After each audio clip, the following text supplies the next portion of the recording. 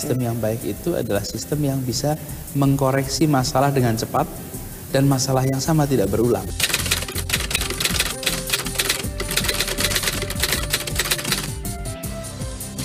Ketika kita mengatakan banyak yang kaya makin kaya, yang miskin makin miskin, salah satunya adalah karena kepemilikan atas tanah dan bangunan itu tidak ada di mereka.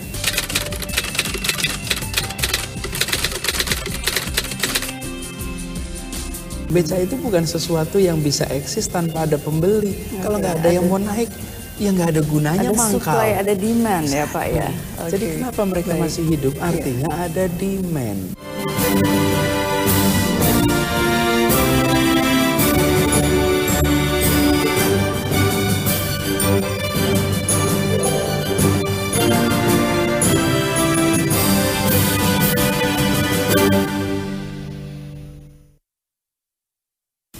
Pemirsa, dalam 100 hari kerja pemerintahan Provinsi DKI Jakarta telah melaksanakan beberapa janji kampanyenya.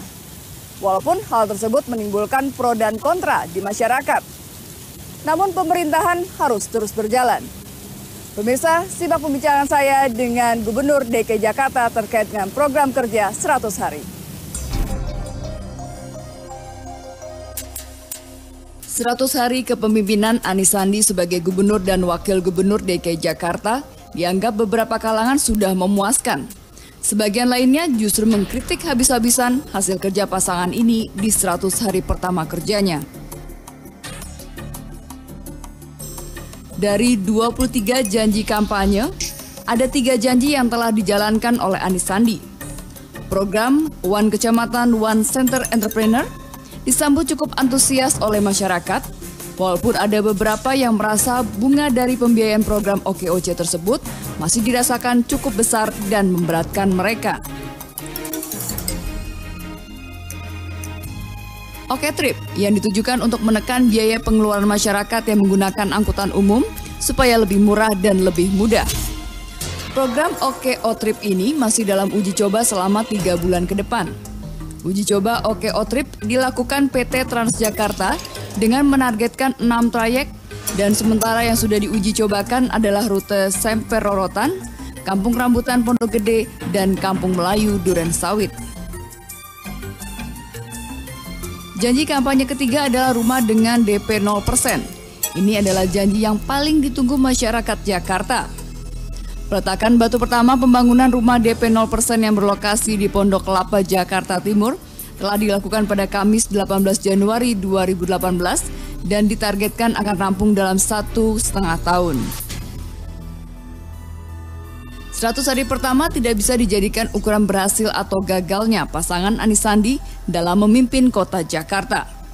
Masa bakti 5 tahun ke depan harus bisa digunakan pasangan pemimpin ibu kota ini untuk membuat ibu kota menjadi jauh lebih baik lagi dari yang sudah ada. Ya, dan pemirsa, saat ini saya sudah bersama dengan Gubernur DKI Jakarta, Pak Anies Baswedan. Apa kabar Bapak? Baik, Mbak Lulu. Assalamualaikum. Sehat ya? Waalaikumsalam. Tampaknya terlihat lebih slim tapi fit juga ini ya. 100 yang penting sehat. Yang penting sehat ya. Ya. Artinya di tengah kesibukan masih sempat untuk menjaga badan, kondisi badan nih. Ya, sebetulnya malah ini lebih leluasa ngaturnya. Kalau dulu kampanye, Masya Allah. Satu, secara fisik itu jauh lebih melelahkan. Secara fisik ya. Secara fisik, bisa jam 4 pagi harus sudah berangkat, jam 11-12 malam baru pulang. Jadi kalau kelelahan lebih lelah secara fisik. Secara fisik. Terus yang kedua makanan. Kalau kemana aja kita ada acara, suguhin. Gulanya banyak, terus nasinya banyak, gitu kan. Kalau makannya nggak dimakan salah. Gitu. Sekarang alhamdulillah bisa ngontrol makan lebih leluasa, sempetin olahraga, dan alhamdulillah jadi rasanya lebih fit. Rasanya lebih fit ya. Baik. Ini kita masuk di hari 101 ya, seperti itu ya. Pasti sudah banyak juga yang 101 ya, sudah banyak juga bicara mengenai 100 hari. Tapi kalau saya ingat ketika dulu jelang pelantikan gitu ya, Pak Anies mengatakan tidak ingin sebenarnya memikirkan ada 100 hari kerja atau berapa hari kerja. Tapi publik kan mau tidak mau memaknai atau menyorot kinerja dari Anies Sandi. Bagaimana memaknai 100 hari kerja ini? Ya, jadi bulan-bulan pertama, ini 3 bulan pertama ini adalah bulan yang kita mengerjakan 3 juga. Oke, apa saja itu Pak? Satu adalah menata barisan, sehingga birokrasi kita di Pemprov DKI memahami apa yang menjadi visi kita, apa yang menjadi misi kita. Dan kami tegaskan kepada semua keberpihakan. Kita orientasinya adalah menghadirkan keadilan sosial di Jakarta.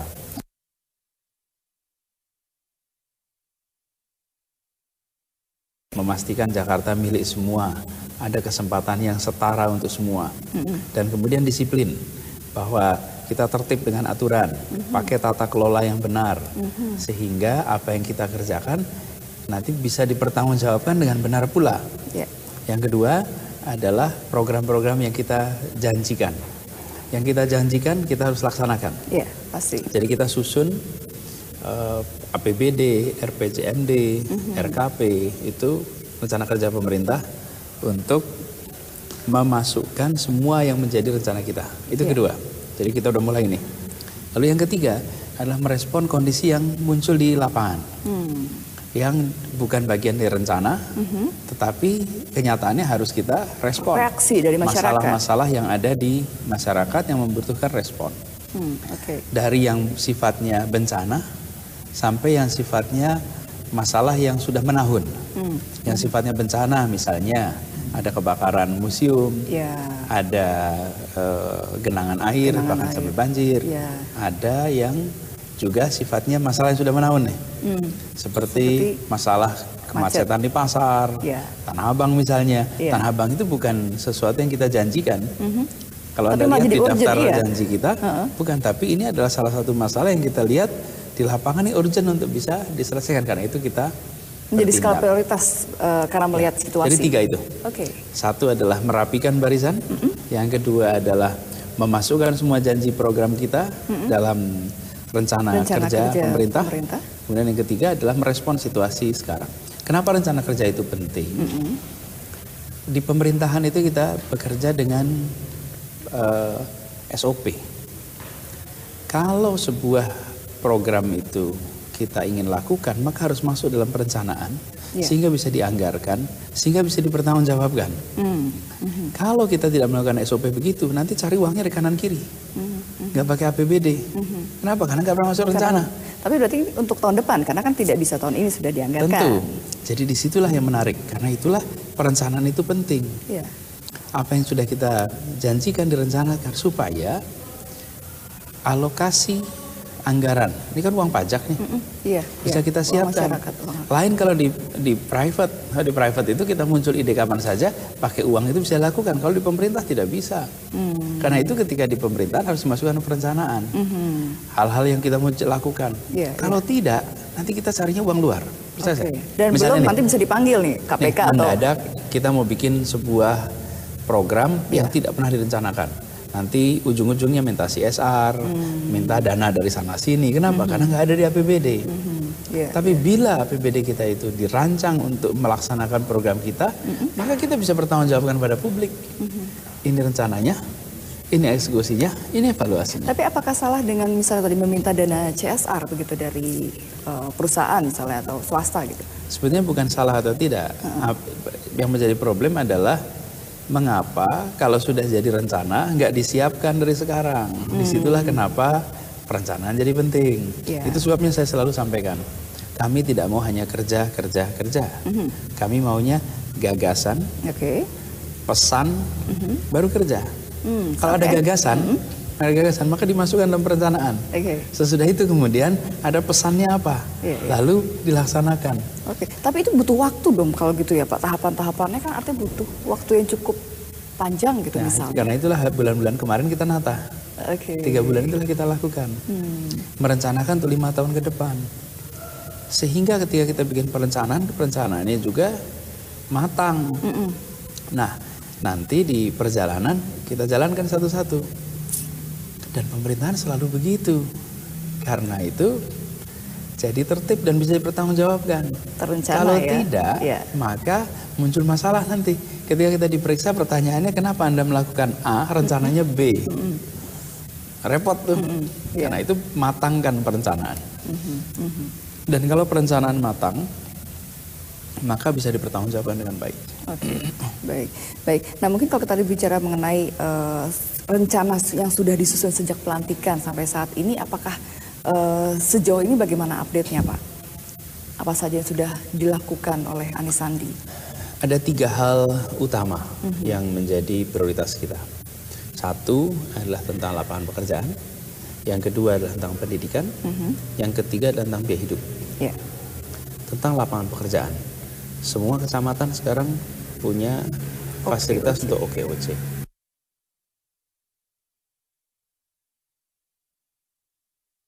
Yeah. Untuk apa? Kegiatan wirausaha yang ini yang menjadi kesempatan kerja yang lebih banyak. Dan kita nanti mentargetkan 200.000 dalam 5 tahun. Ini udah jalan sekarang.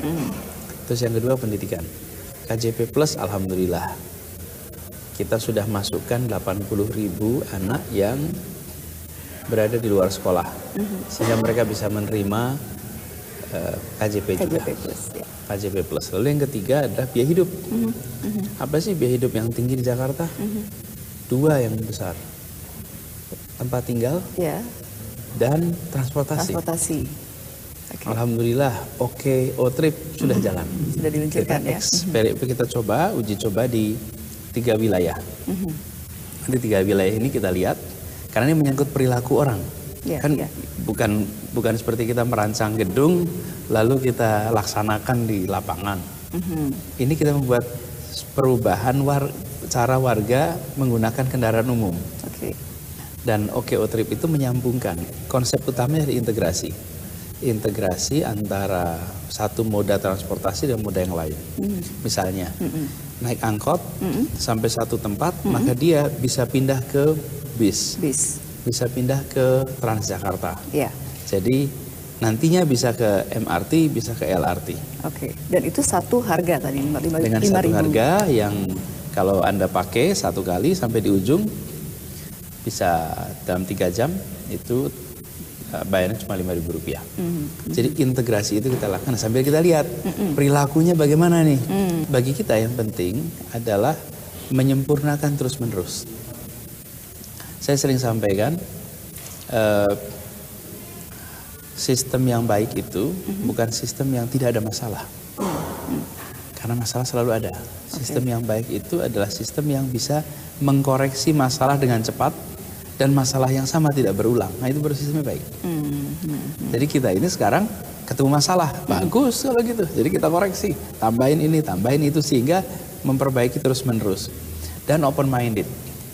Open minded artinya dengar pendapat, dengan pengalaman sehingga kita bisa mengoreksi terus-menerus. Jangan merasa pinter sendiri, jangan merasa paling tahu. Kenapa? Ya, karena ini melibatkan perilaku orang yang macam-macam. Itu soal transportasi. Yang kedua soal biaya hidup. Adalah yang rumah. Nah, ini menarik Pak, rumah nih. Karena yang mengenai pasti mau menyinggung DP 0%. Tapi kita harus break dulu Pak. Kita tahan dulu sebentar, nggak apa-apa ya Pak? Kita kembali saat lagi, tetaplah bersama kami.